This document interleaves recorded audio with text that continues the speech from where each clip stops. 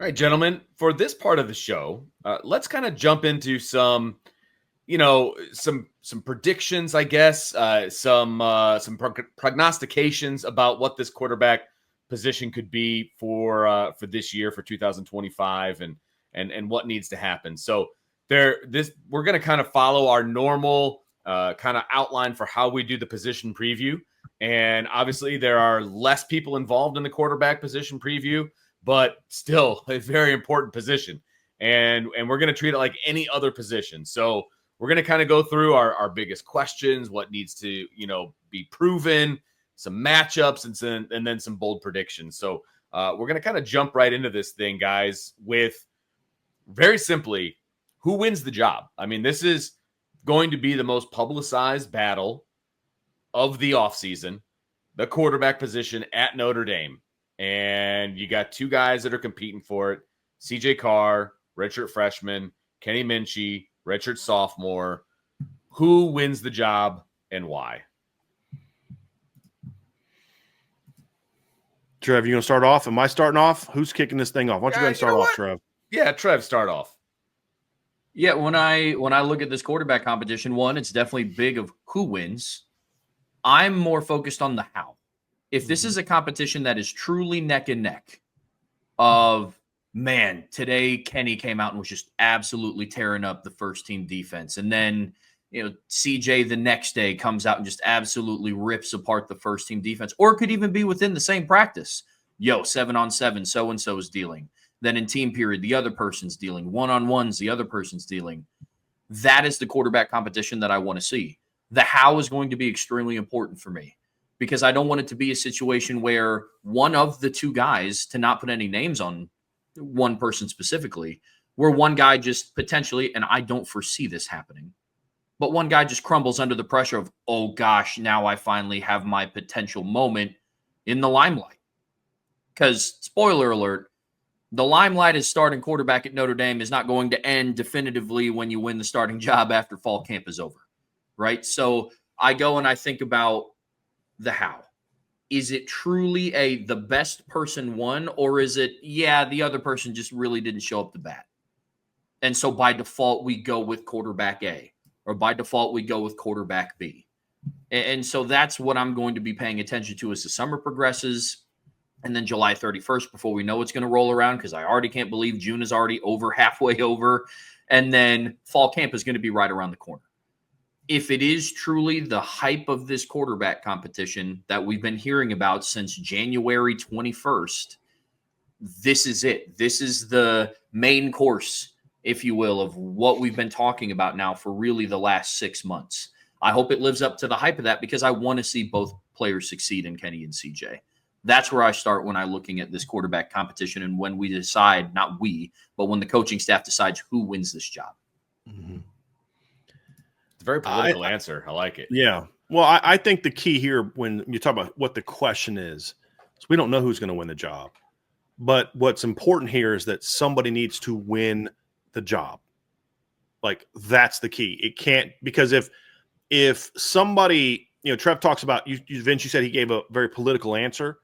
Well, here's the point. If you talk about politics in a room, if there's not a very clear leader and one guy gets put above the other, that's when players start thinking, well, why was that guy given the job? Why was that guy given the job? And that's where you start to have some issues. Sure. Somebody needs to step up, and it's very clear to the team that that's the guy.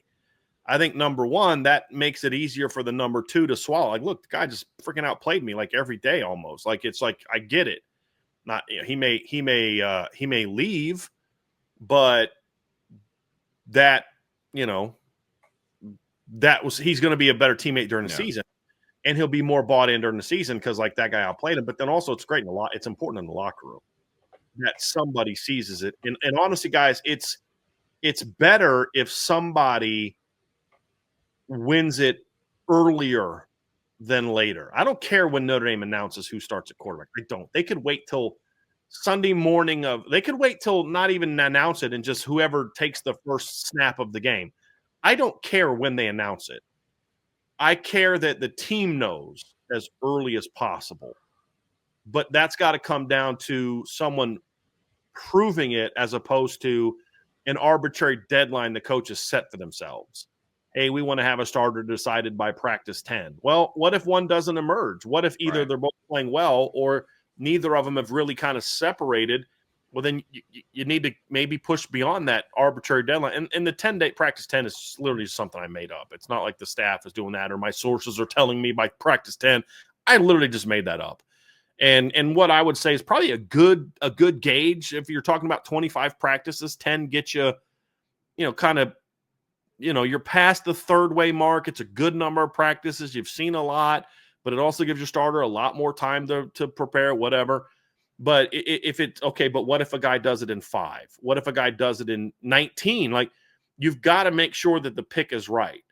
And the other thing is you need to have conviction in your decision, because let's say that Notre Dame is not convicted in their decision and they have a short hook for the guy that starts. Then are you going to have a short hook for the guy that comes in second? So you're telling me that this one guy through the whole spring and the whole winter, spring, summer, fall camp wins the job, but then if he struggles early and you yank him, you're telling me you're now going to give a longer hook, a longer leash to the guy that lost the job? Now you get into this musical chair as a quarterback where this guy goes in, does some good things, but then ends up failing, and now you're back to the other guy. That's how you break a quarterback's mind. That's how you break a quarterback's confidence, I should say, in himself, is playing the musical chairs. Whoever wins the job, that's your guy until he proves that he's not. And there's very rare occasions that he proves he's not in a short period of time. It happens from time to time, or once you get to games, that guy comes off the sideline and you're like, dude, that's not the same kid that we have in practice. Some guys are just that way. And he just gets that look in his head like, this guy is not with it now that there's 70,000 screaming people. And he's great at practice when it's just us, but clearly he's not that guy. I highly doubt that either one of these quarterbacks are that way. But you just can't be that way. And it can be tempting when you have another talented guy, but there's a reason that one guy wins the job. My point, however, is if one guy is the clear winner, then the odds of them having a more necessarily longer hook are going to increase. And that's a big thing. Yeah, absolutely. It's when you start talking about the short hooks, it kind of starts begging the question, what are some of the expectations for the QB1 or QB2 heading into this season? Now, I don't know how you wanted to take this, if we're talking from a numbers perspective or a week-to-week performance perspective. But, Brian, when you start talking about how long of a leash are you going to give quarterback A or B, what is that final hook going to be of, okay, maybe we just need to give the other guy a shot? What does that expectation look like for you? Say that again. I'm trying to grasp that. Just talking about what the expectations are for whoever wins the job. Mm-hmm. Go ahead. There's a tendency for fans to see a bad performance in, say, a half or a game or a stretch of a couple games, and it's automatically, all right, it's on to the next person. For example, this past season, Riley Leonard played decent against Texas A&M, more specifically in the fourth quarter, final drive. Bad game against NIU, people were calling for number 18 to jump into the starting lineup. So when you look at two guys that have yet to start, what are those expectations going to be for them that may warrant or may not warrant getting pulled early? I think it's a couple things. And the biggest one is just that he's overwhelmed. He's just overwhelmed and he can't rebound. And it's just like, I got in a funk. I can't get out of the funk. I'm making bad decisions. I'm rushing everything. I have no comfort in the pocket. And that's, and it's like, there's times where a guy struggles. He comes to the sideline and you're like, he's good. He's got to get into the groove. He's fine. He's settled down. He's not freaking out. He knows why he made the mistake. Where you get, and every coach has been through this with a player, whether it's a quarterback or another position or whatever. And he comes back and it's like, what happened? And he's talking to you and you're like, that's not what happened. I saw Vince. I know you've seen it. And he's like, this kid has no clue why he made the mistake he made. Well, and that's why, I'll be honest with you, Brian, that's why getting the video on the sideline is huge. Is life-changing. But why it's important to speak to a guy before you do this. You want him to tell you what was going through his head. 100%. Because as a coach, you're like, no, I saw the safety where, like, coach, I didn't see. and he's panicking and he's Right. rushed and he's forced and he's just can't calm down. Right. That's when you know, hey, we may need to go somewhere else. Right. But then it's like that's the main one, Trevor, where you're like, this kid is just panicked. Right. I'm honestly not worried about that with either one of these quarterbacks. That's the main thing. But I also think I'll say a personal example, right? So my redshirt sophomore year, I told you I played receiver as a freshman, transferred schools, moved back to quarterback, and it was down to me and another guy. And basically, they were going to give him a start, see how he did, and then I was going to get a start. He was older than I was. He had been there. I was a transfer, and then I was going to get a start. Well, his start came against the best team we played that year, a team that we had no chance of beating. My start came against my old school, where I was a little fired up, but they weren't as good. Well, I outplayed him in my start. But was it really fair to him? Because his one start was against by far the best team we played. For me, it worked out great. But as a coach, if I was his dad or if I was Ray, I'd be like, well, this doesn't seem fair. He gets to start against this team who's not that good, and I got to start against this team? So there's also the thought of, well, let's say the one guy starts first two games and struggles against Miami and A&M. And then they put the other guy in game 3 and he lights up Purdue. Is that really fair? How do we know the other guy wouldn't have lit up Purdue? Right. Like that's the other reason you got to be a little bit slower with that hook is you need to, it may not be fair to the one guy because you don't know that if you'd have reversed it, that other guy wouldn't have struggled even worse against the two best teams you're going to play all year. So that's another reason why I think they need to be a little bit more patient is if he gets out there against Purdue and you're seeing the same stuff against Purdue that you saw the first two games and you kind of like, okay, yeah, this may not work. So it's just more of an attitude thing. It's more of a how's he feeling like, and also you got to give a guy room to kind of overcome mistakes. But if he's just constantly like struggling with the same stuff, it's like, okay, this he may not have it on game day. He may be a great practice player, but he doesn't have it on game day. So we've all seen that. I mean, we've all seen kids that just light it up in practice, and then when they get in the game, that either the lights are too bright or you just can't do it under pressure. Like you just can't do it. Again, I don't see that being the case. We're talking in generalities as to why we would pull a quarterback. I don't foresee that being an issue with either one of these guys. I just don't see them built in a manner in which they won't perform when their number is called. Like I just don't see that being the case. But in that instance, that is when you would make a switch. And then also just consistently subpar play. He's just not just making the reads. He's not executing. He's right. But you got to get, because here's the thing: once you make that switch with these two types of players, there's no going back. Right. Exactly. You got to assume you're going to lose the confidence of the kid that you benched. You better be real careful that you don't do it too quick, because what if the other guy struggles and now you've got two quarterbacks with shaking yeah, you can't play Russian roulette with the quarterbacks in and out. Like that's just not going to work.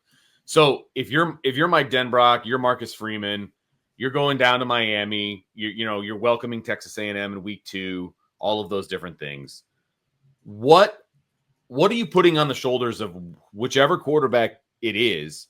What are you putting on their shoulders? I mean, what are you expecting from the quarterback?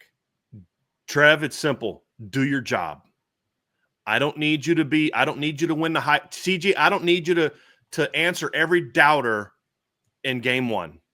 CJ or Kenny, I don't need you to go prove the world wrong that you're better than they thought you were in game 1.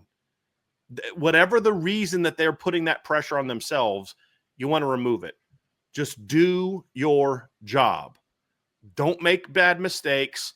Do your job.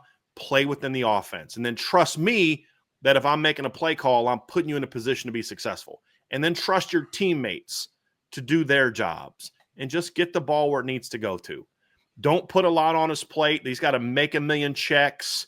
He might have to be involved in setting pressures. But, make sure that the running backs and the O-line know y'all have veto power. Ashton Craig, you have veto power, but have a communication system and those type of things where you just do your job. You don't need to worry about everybody else to a certain degree. You've got to worry about everybody. You got to make sure guys are lined up correctly, make sure everyone's set. But you don't need to worry about how Malachi Field's going to run his route. Just trust that he's going to do that and get the ball where it needs to go to. I think that's the big thing, Trev. It's getting them to understand, bro, we're not winning the national title on August 31st. It's one of 12. That's it. You're not silencing any doubt. That's why you also got to make sure they're not looking over their shoulder. Whether it's CJ or Kenny, you won the battle. Go out there and play ball. Don't worry about who's on the sideline. Don't worry about what we're going to say or do. Now, in your head, you may say, like, I wasn't really sure if this was the guy anyway. But he can't think that. He has to think that you fully support him. And it's just, man, just go do your job. Let your teammates have your back. You got 10 guys who have your back. Just do your job, get the ball where it needs to go to, and we'll be fine. And then call the game to where you're also asking him not to then, because it's one thing to say that, and then you're like, okay, we're going to throw the ball 9 in the first 10 times. We're going to go empty and throw the ball 9 of your first 10 snaps. And that's a lot of downfield vertical stuff. Well, okay, you asked him not to, just to do his job, but then you're asking him to go be Joe Burrow in this first series of college football. Maybe that's not the best thing. Doesn't mean don't throw it. I mean, I'm all for just throwing a bomb on the first play of the game. I'd love to see that as long as it's a one-on-one. But it's more so like we're not going to ask him to go win the Heisman Trophy on August 31st. We're not going to ask him to win the national championship on August 31st. It's, bro, do your job. See that number 4? See that number 24? See that number 1? See that number 6? See that number? What was Will Pauling in this? What was he number 1 or 2? And whatever Malachi Fields is, see those cats? See number 9? You can't miss him. See him over there? That like 6'7" and a half guy that's 250. Yeah, see him? Guys, man, just get them the ball. Let them cook. They're the stars. You're my John Stockton. You're not Magic. You're not Mike. You're not Larry. You're not Kobe. You're John Stockton. John Stockton's a Hall of Famer, but John Stockton was like setting everybody else up. Just get it where it needs to go to. That's who I need you to be. Get the ball where it needs to go to. And then call the game and accordingly for him. So, Trevor, I'm going to throw this to you now. That's the expectation up front for these quarterbacks going into the season. When does the tide start to shift a little bit to where you start putting a little bit more on the quarterbacks and you start kind of, we use the analogy of being the conductor of the train. When are you allowing him to actually be the conductor and not just, sitting in the dining car along for the ride? Yeah, I mean, here I come with my political answer again, but when they show that they're ready. I don't know if you want me to I don't know if you want me to put a date on it. I don't know if you want me to put a date on it or not. I mean, I can. October 17th at 5:30 p.m. is when you hand them the keys to the train and they take off running with it. But truthfully, it is whenever they show that they're capable of doing it, because you don't want to put that on their shoulders on August 31st. But in the same spirit, you don't want to put a deadline on it, because if they're ready before, then you hand them the keys earlier. That's how I look at it. 2 things. Wonderful job of Trevor not breaking during that segment. Vince and I were trying hard to get Trevor to break, right? And that's his welcome to doing a show with Vince and Angela just texted me, I'm not a chicken. She must have heard me doing that upstairs. But great job not breaking. But point 2 is, you're correct. It's when they're ready. But here's the thing. It's your job to make sure that they get ready by August 31st, because to our point, you're not going to win the Heisman. But here's the thing. You can't guarantee that they won't get the ball with a minute 30 and no timeouts where they got to then go make some plays. You can't guarantee that, and you got to do your job to get them ready. And that's something that Marcus Freeman talked a lot in our interview, Trev, with him, the media's interview, but then also in the post-spring interview, he said it again, talking to Joel Klatt the other day, which, by the way, was a really good Trev, you put the video up on irishbreakdown.com. It was really well done by Joel Klatt as well, and some great answers by Marcus. I like the part where he's talking about Georgia. Just make sure it's clear. You said that was great. Beat him in the trenches. I didn't say that. That was great. But if we accept your premise, he absolutely has a lot of respect for the program that Kirby Smart has on the field. That was very clear, and I thought that was it. But interesting. But anyway, you can say all you want. We're going to protect them. We're not, but you can't. If you get to the point where there's a minute and a half left and you got no timeouts and you need a touchdown to win the game, you got to step up, and make those plays. That's the reality, Trev. So, like, to your point, you got to put them in enough situations in fall camp to sort of force that issue a little bit to a degree and see who steps up and who answers that bell.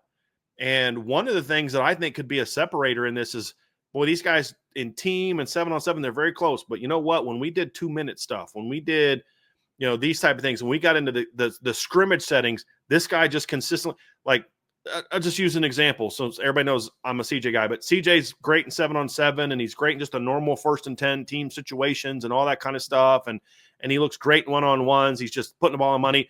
But every time we go 2-minute and every time we go to a scrimmage, Kenny outplays him. That's got to matter a lot. Or vice versa, right? It could be that Kenny does well in these other settings, and when they go to team and 2-minute and those type of things, the more high stakes, the more high pressure, because there's a difference in a Tuesday team period and a Saturday scrimmage.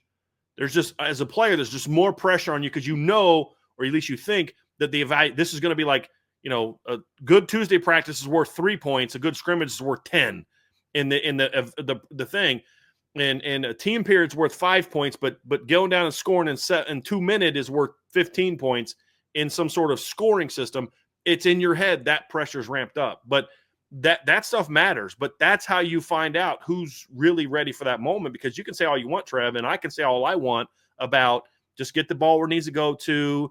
We're not asking you to go win us a championship on August 31st, but you know what? You could find yourself where you're down 6 points with 1.5 minutes left, and you got no timeouts, and you're at your own 12.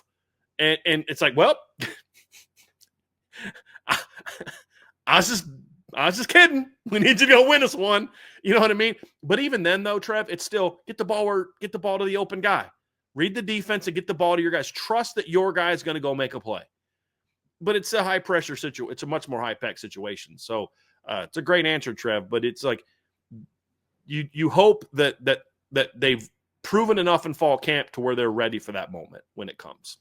That's what you hope happens. Yeah, I think, I'll go kind of a little bit of a different route. I completely agree, number one, that if you need whoever the quarterback is to go down on a game-winning drive against Miami or A&M, they got to do it. And you got to trust that they can do it, right? I think you're going to see more quarterback-driven offense starting after the A&M game. So like kind of that Purdue, Arkansas, Boise, NC State stretch. You got a bunch of home games outside of Arkansas, right? Purdue, Boise, NC State, Southern Cal, those are all at home. And I think you're going to see an opportunity for this offense to really start to grow and kind of take those next steps. And again, I do think whoever the quarterback is going to be able to operate the offense and take the offense down the field and do all of those things against Miami and A&M. I do think that. And I think Marcus Freeman's not going to be afraid to take some chances. Same with, Mike Denbrock and all of those things. I think all of those things are true. But I think you're just going to start seeing the quarterback be more of a part of the offense, more of a quarterback-driven part of the offense in games 3, 4, 5, 6 as they start to move forward, and that'll grow as they grow. Do you guys have, Vincent, to your point, I'm going to kick it right back to you. Do you have let me think of how to ask this question. Do you have I'm trying to think of like some of the military movies I watch. And actually, it's a great one is you ever see Hidden Figures?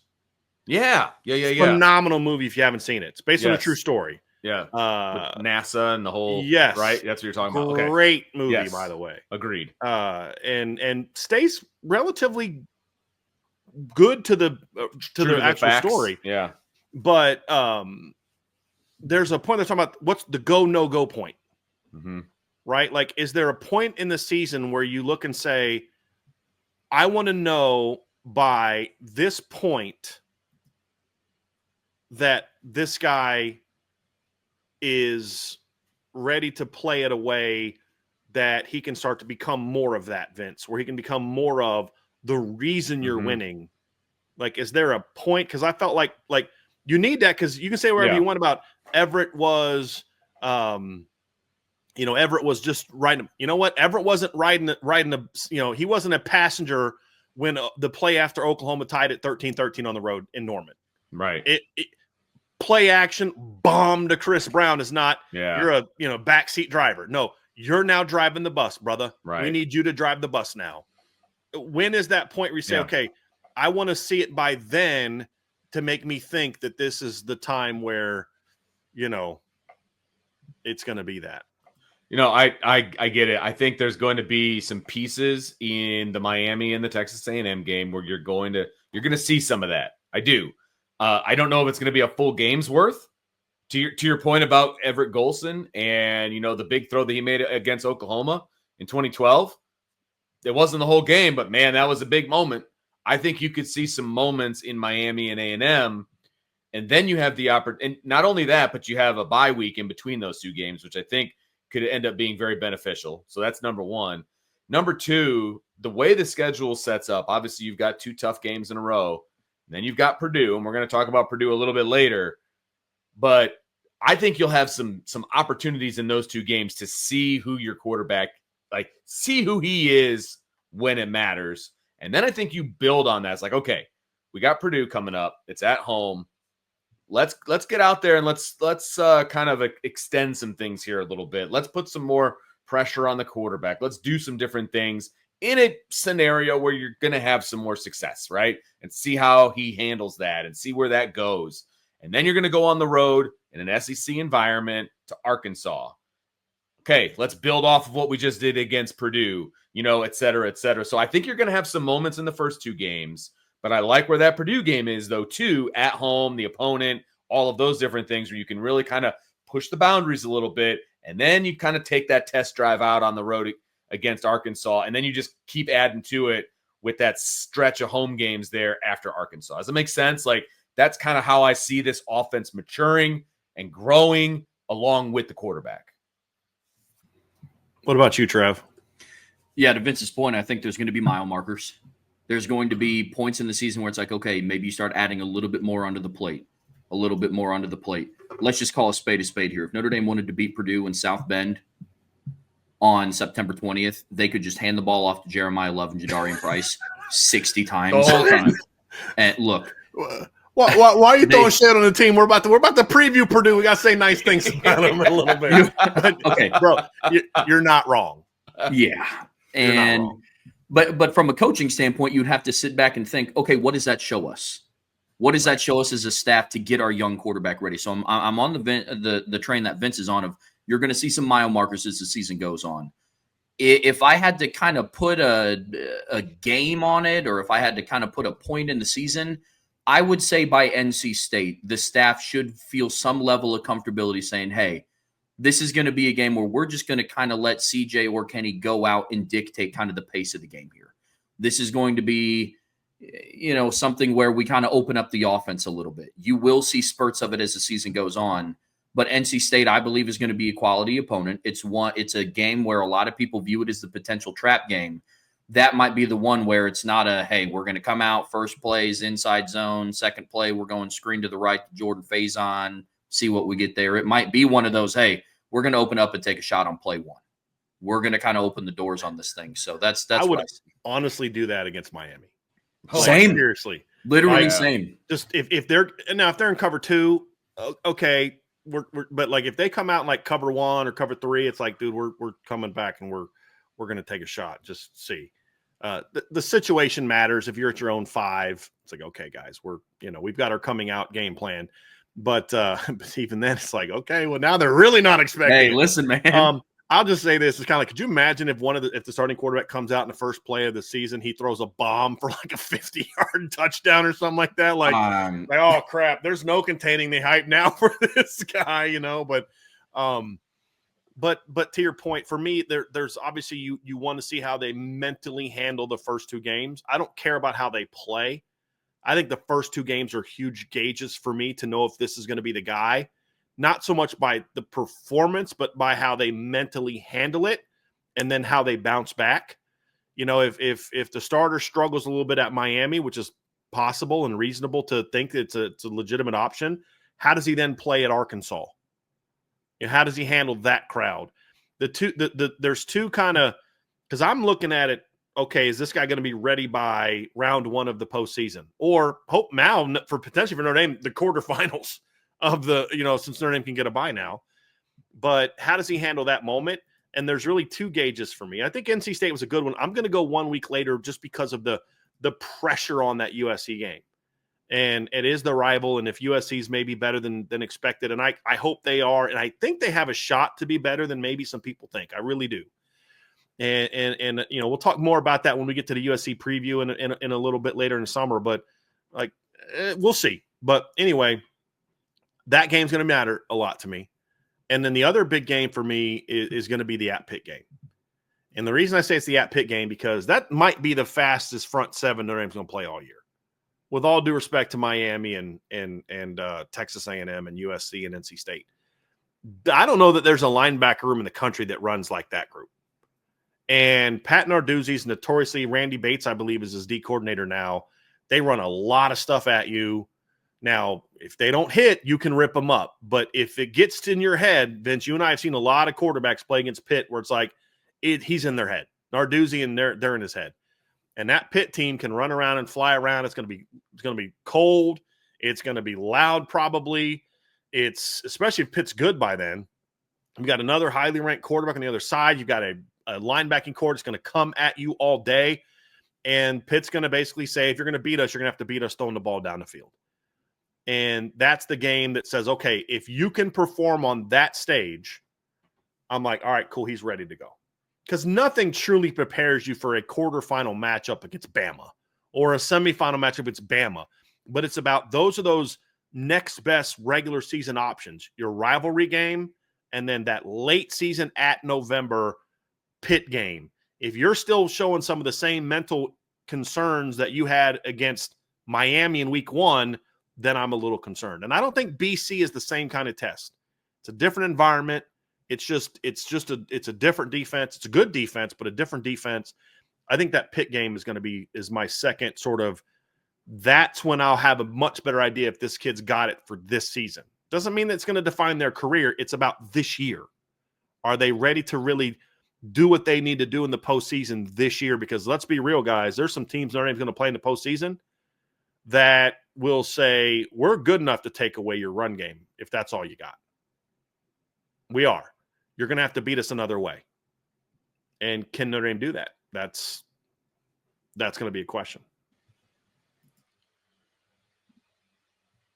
So there's a lot of pieces, obviously, to this and what the quarterback needs to be to this team and all of those things. And I think that, they're going to have a lot to prove. Whoever the starting quarterback is, they're going to have a lot to prove, on the team, what this team is going to do, all of these different things. And the bottom line is, whoever it is, they're young, they're inexperienced, they're going on the road to Miami, they're welcoming in Texas A&M technically week 3, game 2. They're going to have to grow up fast. Whoever it is, they're going to have to grow up fast, because if they don't, we've talked about the hook, we've talked about what this offense could be, what it should be, all of those different things. Trevor, if the quarterback doesn't grow up fast, this team can be in some trouble. It's going to look somewhat like it looked like last season. I've said it a few times this offseason. Brian said it a lot of times this offseason. The passing game for Notre Dame needs to be more of a, I don't want to say the focal point, because they are still going to be a team that's generated, really led through the trenches and then establishing the run. Marcus Freeman's been very open about saying we need to be able to run the ball and stop the run. That identity is going to remain true. But the passing game has to be a legitimate option early in the game. It can't be all right, well, we're at the point now where if we don't pass, we're just going to lose. Don't wait until the second half, midway through the third quarter, to turn on the passing game. It needs to be an integral part of the offense consistently throughout the season. And that's what a quick maturation of this starting quarterback room is going to look like. This is going to, spoiler alert, feed into what my bold prediction is going to be at the end of this segment. But there's this idea that Notre Dame's offense is just going to be like, you know what, we're just going to ask whoever starts, whether it's CJ or Kenny, just, maybe dink and dunk a little bit, maybe take a few shots. If it works, cool. But Notre Dame's going to run the ball 40-plus times in the first 2 games because they got Miami and then they host Texas A&M. You're going to have to be able to push the ball down the field, because I guarantee you Mario Cristobal and Mike Elko are sitting in their office, and when they think about that Notre Dame game, it's going to be, we cannot let number 4 and we cannot let number 24 beat us, because if we do, that is a disservice to this football team, because everybody knows that Notre Dame is going to try to run the football. The passing game has to become a more integral part of this offense consistently on a week-to-week basis, and not in a 2023 fashion where it's like, all right, gents, we got Tennessee State and Central Michigan, time to light it up in the air. It has to be week over week over week, especially in the big moments. Because Notre Dame's worst opponents this year are Power 4 teams. Mm-hmm. Like, they played 10 Power 4 games. The 2 Group of 5 teams they play went 10-3 and beat Oklahoma in a bowl game last year, and went 12-2 and made the playoffs. And that Heisman Trophy runner-up, he's not back, but these aren't, like you said, Boise Trev, State, like, they're on track to be a Power 4 team here in the next year. Right, next they're going to join the Pac-5. Well, Power 5, it would kind of, I guess, if you want to call it a Power 5. But yeah, but to your point, they play like one. Right. They've been a Power 5 caliber team for a long time. And, so, like, they've beaten Oregon, they've beaten Washington, they've beaten Oklahoma. Didn't they beat Georgia one of those years? Like, I thought they beat Georgia the first year and then lost to Georgia the second time. They beat Virginia Tech. I'm going to look that up real quick. But the point is Trev is absolutely spot on, because I love that. Yeah, they did beat Georgia. I was correct. In 2005, they beat Georgia, 2011, they beat Georgia 35-21. But the point is, you're correct. They're not just going to go out there and say, okay, we're going to ask you to throw the ball 12 times a game. Like, Mike Denbrock wants, part of the reason that they wanted to make this move is because this move is going to lead to them being a more balanced offense. If you wanted to be a run-heavy offense again, they should have paid however much it cost to go get John Mateer out of the portal, who's a very talented quarterback, but he's a dynamic run-throw guy. If that's what you wanted to be, then you should have gone and got him in the portal, or someone like him in the portal. The whole reason that Kenny and CJ are in this battle is because they believe they are the keys to being a more balanced team. Now, does that mean you're going to ask them to throw for 350 yards a game? Of course not. But this is not going to be, and maybe they do that as much as they can in the first month. But when you play Miami, A&M, and Arkansas, and Boise in your first 5 games, you just aren't going to be able to go out there and Penn State this thing. Michigan, Penn State this thing, where you're just going to not throw the ball in the second half, because you're not facing James Franklin. So you're facing coaches that know how to handle those big game situations. I'm sorry, I couldn't help myself. But you're going to need them to be balanced if you want Jeremiah Love in the run game to be that. Because last year, you say, well, didn't they do that last year? Yeah, but you had a quarterback that provided an extra weapon in the run game that you don't have now. Where last year in the run game, you had to account for all 11 players in the run game. That won't be the case this year like that. And so you're going to need those guys to, hey, this team was low to box. We need you to pull that RPO and bang that glance route for a big play, or take that shot for a big play, and be more balanced. And over the course of the year, it's going to have to get to that point in time. If this team because if we're going to accept that, Trevor, that this is just a team where it's like, don't lose us any games. That's all your job is. Don't lose us any games. Well, guess what? That's the philosophy that will get you beat by somebody. Because you will play that one game for whatever reason where your just offensive line is just not there that day, or your running backs are just not playing well that day, or that team's so committed to stopping your run and they have the resources to do that they can shut you down. What do you do then? And that's not who Mike Denbrock wants to be. He doesn't want to air it out 50 times a game either. He wants balance. Mm-hmm. And that's why he was very adamant, and I've been told this by sources, he was very adamant that the quarterback he wanted to lead this team was already in the room at the end of the season. He didn't know who, but I was adamant that Mike Denbrock was one of the people driving the decision to say, I don't care about portal quarterbacks. These guys can go win us some games. Whoever wins it of this group of guys, that's going to be our guy. Now, do I believe that Mike Denbrock viewed Kenny and CJ as hopefully they are the ones that emerge? Yes, I do think that to be true. But he has a lot of faith in these quarterbacks, and not so he can go out there and just hand the ball off 50 times a game. It's just you got to be smart about getting to that point in time is the big part of it. So to your point, Brian, and just to kind of piggyback off of that a little bit, they want to be more balanced, right? Notre Dame was a run-first football team last year. Everybody in the country knew it, and they still couldn't stop it. but they want to be more balanced. Mike Denbrock wants to be more balanced. I'm sure Marcus Freeman wants to be more balanced, even though he wants to be, a line-centered team and all of those things. You can still be balanced and be a line-centered team. So this offense, the passing game needs to be more of a complement to the run game. And you need to be able to throw the ball when you want to, not just when you have to. And the quarterback, needs to show up in big games, right? It can't just be turn and hand the ball to 4 or 24 and follow behind a Joe Moore Award potential winning offensive line. Like, you have to be able to do some different things. So are Kenny and CJ in line to be able to make that happen for this offense, Brian? Man, let me ask you guys a question. To answer that, I'm going to ask a question as well. When was the last time Notre Dame played in a big game?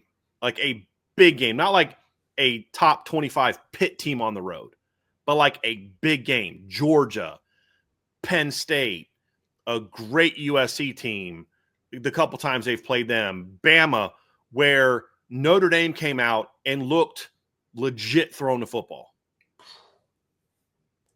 I'd say the only time that I can remember is the Clemson regular season game in 2020. Early and late, Ian had some big throws. Outside of that, I can't name you a lot of times. And with all due respect to Oklahoma State, I don't view the Fiesta Bowl against Oklahoma State as one of those examples. I just don't. Jack played great in that game. He threw the ball great at Florida State that year. That was a 5-7 football team. Like, that's what's been their undoing in a lot of those seasons, is they didn't have a quarterback that could kind of step up and say, okay, you want to take this away. I think to the Clemson game in 2018.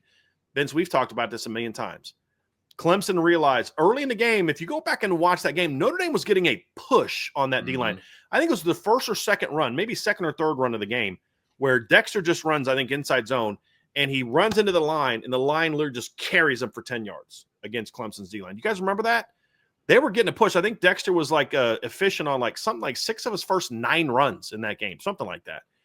But Clemson realized very early 12's not going to throw the ball down the field. He's just not. They knew that Miles Boykin had beaten A.J. Terrell for what should have been a big play, if not a touchdown. They saw Michael Young early getting open for a big play. They saw Chase Claypool getting open for a big play, and the ball didn't come any of those times. By the end of the first quarter, Clemson was like, they're not going to throw the ball down. He's not going to throw the ball down the field. And they just loaded the box and shut down the run, and there was not a dang thing Notre Dame could do about it. That's been Notre Dame's story for a long time. And if they're going to truly get over the hump, that's got to change. I think that Kenny and CJ have the talent to either one, at both, be that type of player, Vince. The question is, will they be that this year? I don't know the answer to that. Yeah. Will they be that this year? That's going to determine, however, whether or not this team has a chance to compete for a championship, or whether they're a quarterfinal, semifinal team, and then they're done. But if this team really wants to win a championship, they're going to have some games where that guy steps up and says, okay, this is a different Notre Dame. Because last year, it was a different Notre Dame from a talent standpoint, but as far as how they played, it's the same old Notre Dame. Run the ball, play really good defense, don't have the athletes on the perimeter on offense or the quarterback from a throwing standpoint to beat the best teams in your schedule. Week after week after week. You beat some, but that's because those teams couldn't throw the ball that well either. I mean, think about it. Like, if Georgia if Georgia, like, let's just say that we assume that the Georgia fans are correct about the impact Carson Beck would have had in that game. Notre Dame would have been in trouble in that game, guys. Now, I don't believe he would have, but let's just say that Carson Beck looked like Will Howard did against them, or let's say Drew Aller did. Notre Dame loses both of those games because they were not going to be able to stay in a shootout with those teams, because they weren't good enough throwing the football last year to do that. That's been true a lot of years. Mm-hmm. You're going to have to win some game where your defense isn't bringing it. It's the same story we've said for years. And to do that, yes, you have to be able to run the ball, but you got to be able to make some plays in the pass game. The receiving core is there, in my opinion, to at least be good enough to say, we got some weapons we can work with, but can the quarterbacks be good enough, Vince? I don't have an answer for you, but that's what's needed. Yeah. That's what's needed if a team is going to make a run. It doesn't have to be week after week after week after week. Sometimes it just may be a series, a 2-minute drive, hey, we need you to come out early in the first quarter and make some plays in the throwing game, because then that's going to bounce them off. And then it's like, you remember the 17 USC game? Brandon went 9 of 19 in that game, but most of the big completions he hit were on the first 3 drives. Remember, they went 3 and out, and then what was it? They threw a screen where Adams was wide open. I think Josh dropped it. You remember that? But then the next 2 drives, he makes a couple throws. He hits the go ball. He hits the post route for a touchdown to EQ. Then he hits the back shoulder for a touchdown to Kevin Stepherson. And USC's like, what do we do now? You could see it in the faces of the USC players, like, we have no chance in this game because we knew they could run on us, but now they're throwing the ball over our head. We have no chance in this game. And USC was shook. They quit when it was 14-0. The defense, you could see it, because they're like, now we can't even stop the passing game. But when Notre Dame can be that team, even for just like, my point is, Brandon only did that for the first quarter. He only completed 9 passes in that game. I think he went like 9 of 20. But we all remember those big throws where it just completely took USC out of their game plan. It may just be that. It just may be a good first quarter that gets that team out of what they're trying to do. It may be a whole game, but there's going to be stretches this season, if this team is going to play for a championship, where the quarterback is going to have to say, okay, now I have to put you on my shoulders, and I'm capable of it. You're just not asking them to do it week after week after week like they needed Riley to do. But there will be times. Hopefully it's not in the first 2 games, but if it is, trial by fire, baby. We're going to see what you're made of right away. I mean, you really are. You're going to see what you're made of right away. But that's the thing, Vince, is, when you look at this part of our outline, it's like, this is what's needed. To your point, Vince, the talent is there. But now to pull what Trevor says, I just got to see it. Yeah. But I'm excited about it, Vince, because they do have the talent, and it's not an underachiever, hope he's able. Like, if they just play to their potential of where they are. So again, not senior year potential, but just play your best, like somewhere in the region of your best football this year.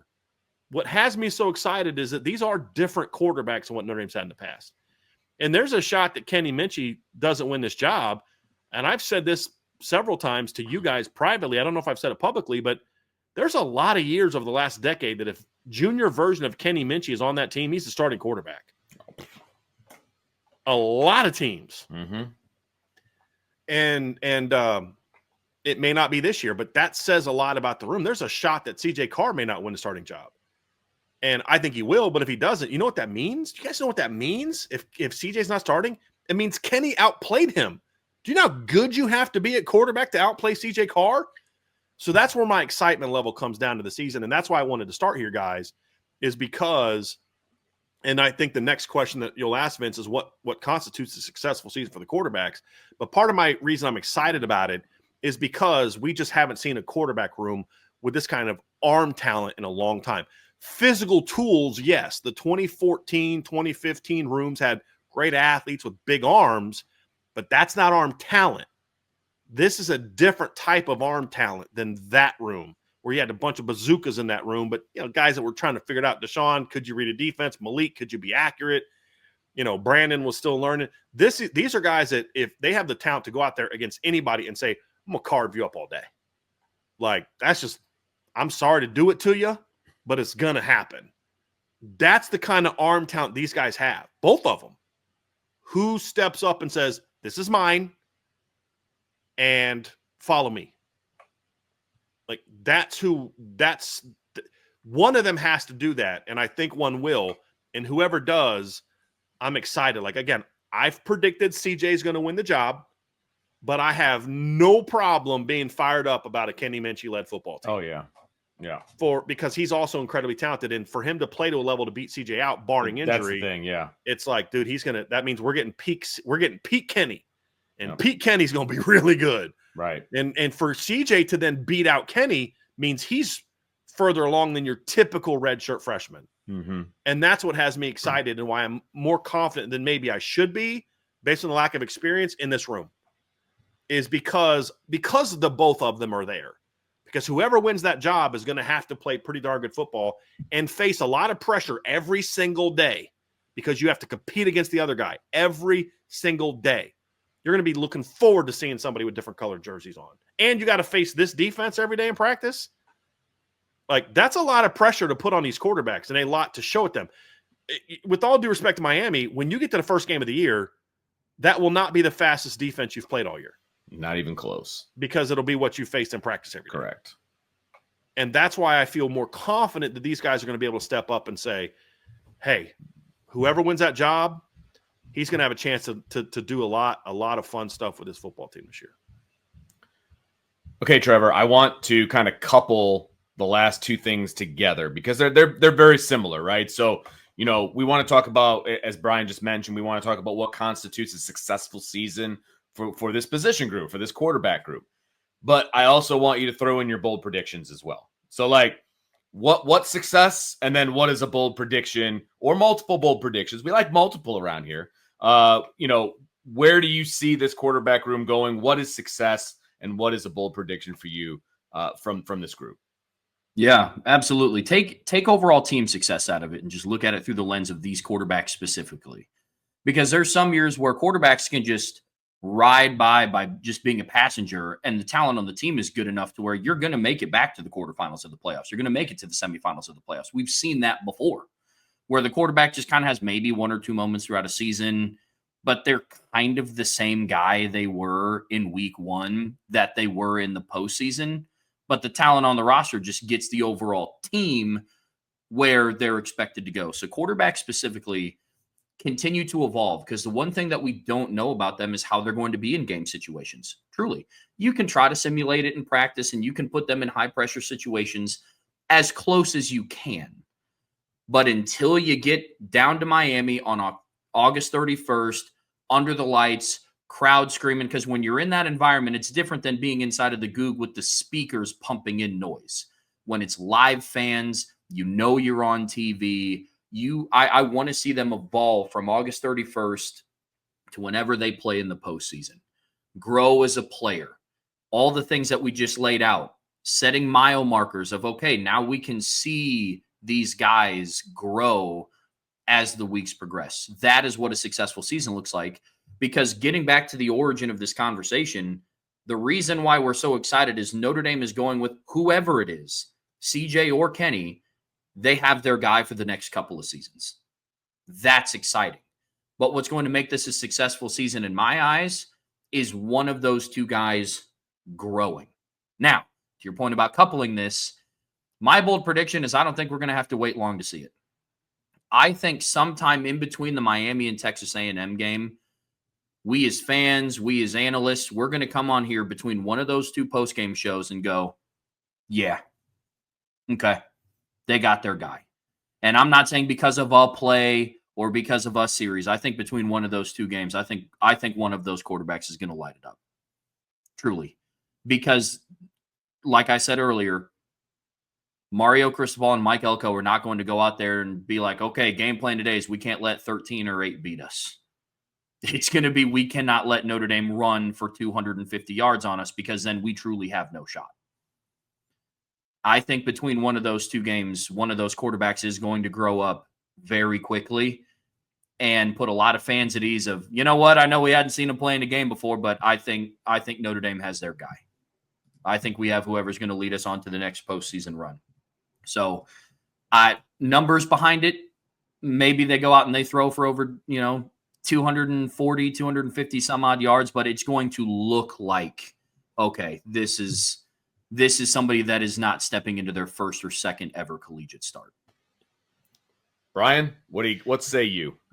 I mean, I a lot of what Trevor just said, it goes for me. I don't need to repeat it as far as like the first part of your question. So, I mean, he nailed that. I'll dive into the second part now and just give the my bold prediction.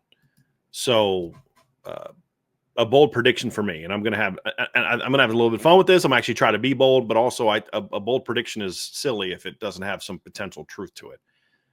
I just have a lot of confidence in who's going to start a quarterback this year, and this is not a CJ Carr prediction, because this prediction will be true no matter who is there. But I'm predicting a 3,000-yard passing season, regular season. And I think the starting quarterback accounts for 30 touchdowns no later than the first playoff game, if not regular season. 30 total touchdowns. So it could be 26 passing and 4 rushing. But I like that. I think because of so much of the focus being on stopping the run game, and because I think this receiving core is a lot more talented than a lot of people realize, I think some of it's just going to be, hey, did you see the starting quarterback? And Notre Dame threw for 320 yards, and he completed like 1 pass beyond 20 yards or only 2. But it's like he threw that little screen pass to Jordan Faison, who took it for 40. Or, he threw that little swing pass to Jeremiah Love, who went for 60. You know what I mean? Like, it's going to be that kind of thing. So I think there'll be times where he just carves the defense up. But I'm going 3,030 is my bold prediction for regular season for yards, and then 30 no later than the first playoff game. But I think it's possible, because that's not even. I mean, if he averages 3 touchdowns a game, that's 39 touchdowns. So he could, he has to only really average 2 a game, and then half your games you get a third. That's it. That gets you to 30. So that's where I'm at. I feel good about that.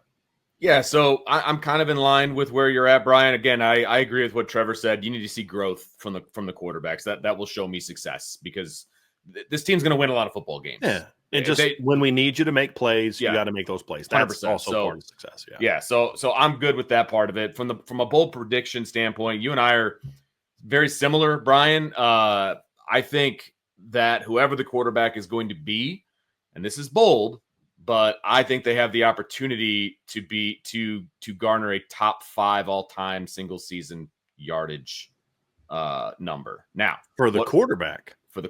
Now, just so I'm clear, that includes the whole season, right? Yes, the whole season. Okay. It's like 15, 16 games. Because, I mean, they have more games to do it, obviously. Yeah. Now, what does that look like from a number standpoint? Right now, Tommy Rees sits in the number 5 spot at 3,257 yards in 2013. Okay? So, to your point, Brian, you said 3,000 plus. That would be top 8, because Ian Book sits in the 8th slot at 3,034 yards in 2019.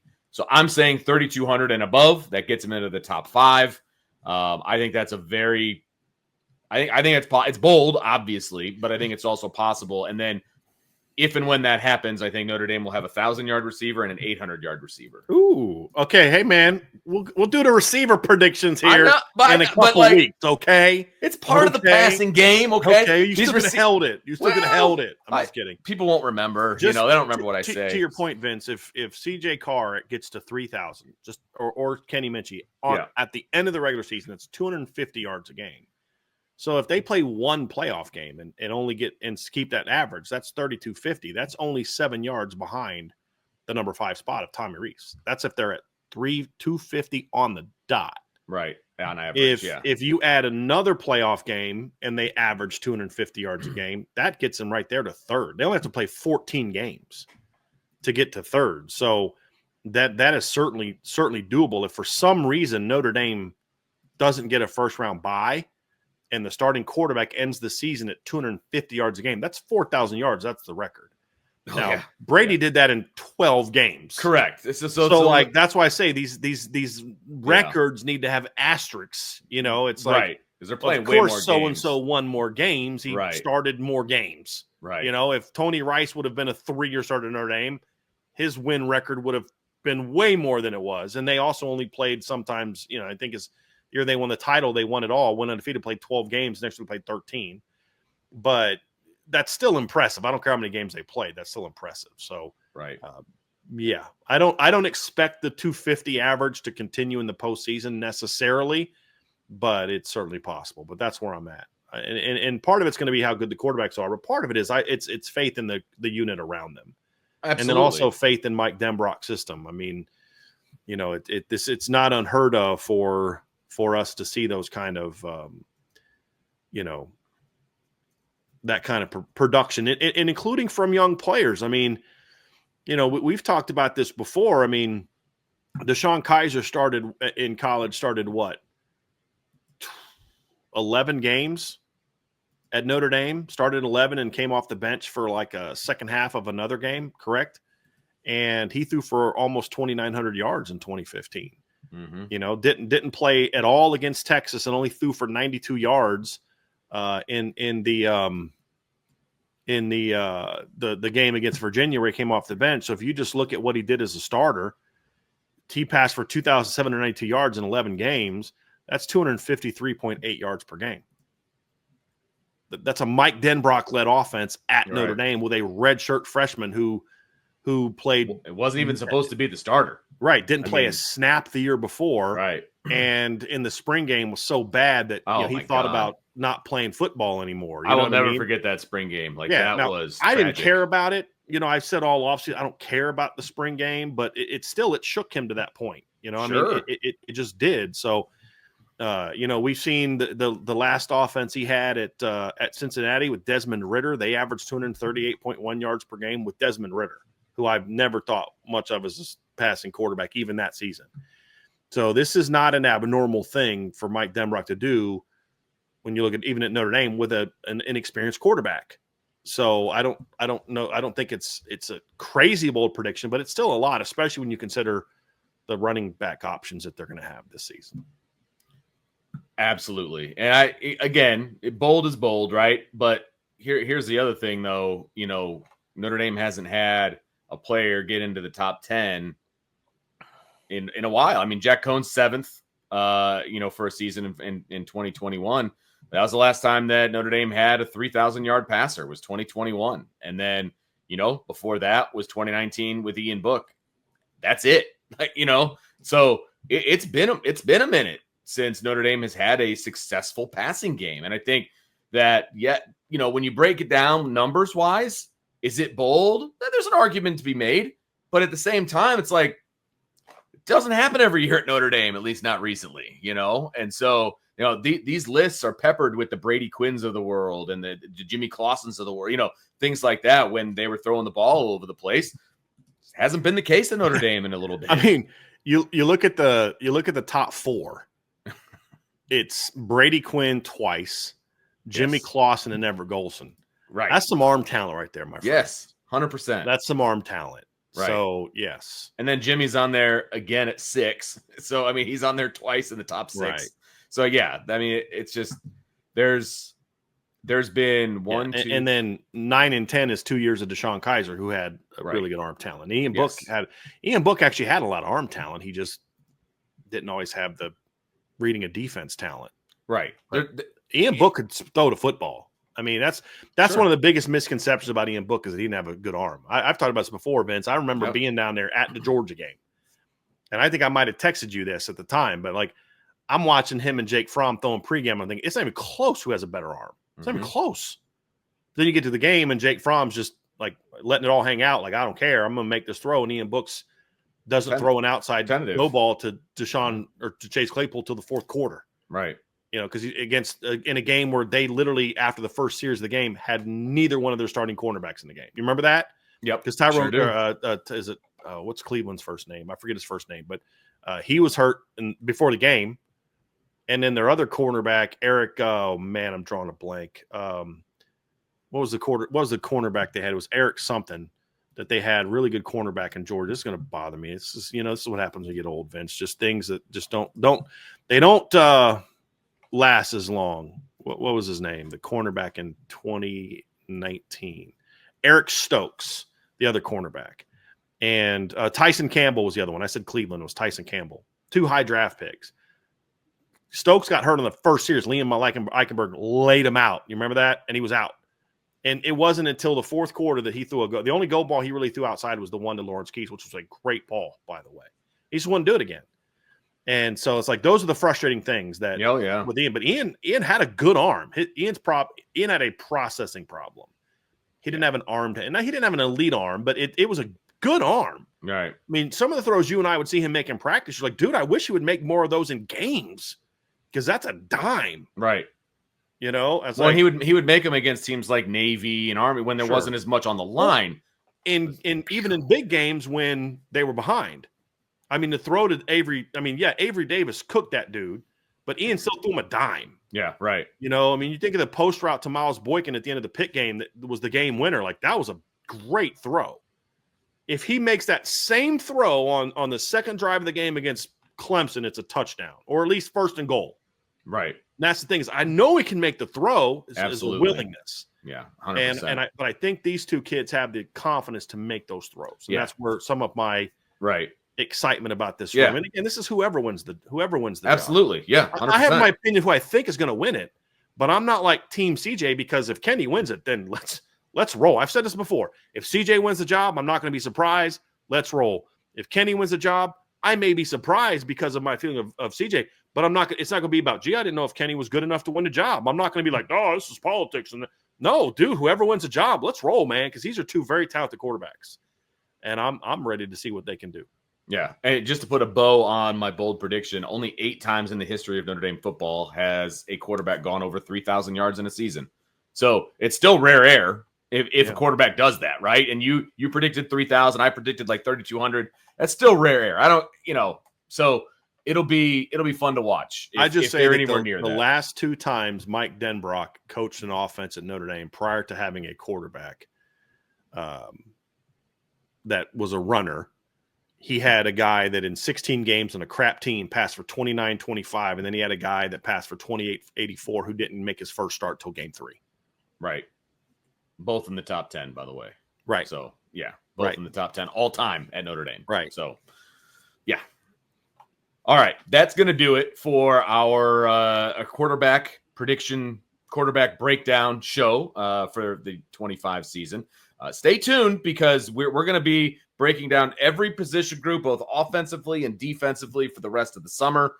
You will see a trend. It will be, you're going to see some offensive on Tuesdays, and you're probably going to see defense on Thursdays. So you're going to see a trend there, but we will get to every position group as we move forward throughout the summer. So make sure you guys check that out.